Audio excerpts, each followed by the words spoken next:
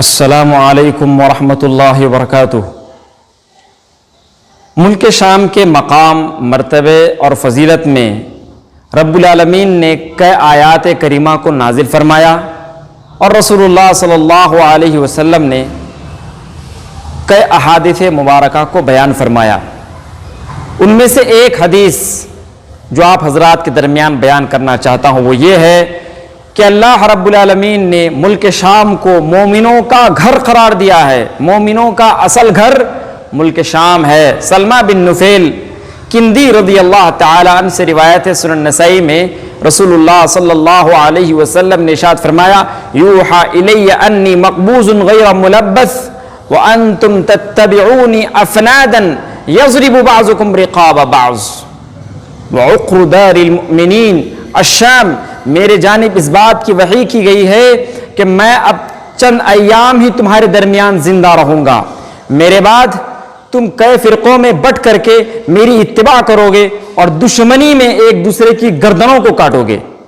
اور یاد رکھو وعقر دار المؤمنین الشام، ملک شام مومنوں کا اصل گھر ہے۔ ملک شام ہی مومنوں کا اصل گھر ہے۔ اللہ اکبر۔ کہیں احادیث میں اللہ کے نبی صلی اللہ علیہ وسلم سے مروی ہے کہ نبی صلی اللہ علیہ وسلم نے بیان فرمایا ہے کہ مساجد یہ مومنوں کے گھر ہیں۔ یہاں اللہ کے نبی صلی اللہ علیہ وسلم نے پورے کے پورے ملک شام ہی کے بارے میں بیان فرمایا، یہ پورا کا پورا مومنوں کا گھر ہے، پورا کا پورا مومنوں کا گھر ہے، لہذا مومنوں کا اس میں سب سے زیادہ حق بنتا ہے۔ یہ ملک شام کے جو علاقے ہیں وہ لبنان کا علاقہ ہے، سیریا کا علاقہ ہے، فلسطین کا علاقہ ہے، اردن کا علاقہ ہے۔ یہ چاروں کے چاروں علاقوں میں مسلمانوں کا، مومنین کا سب سے زیادہ حق بنتا ہے۔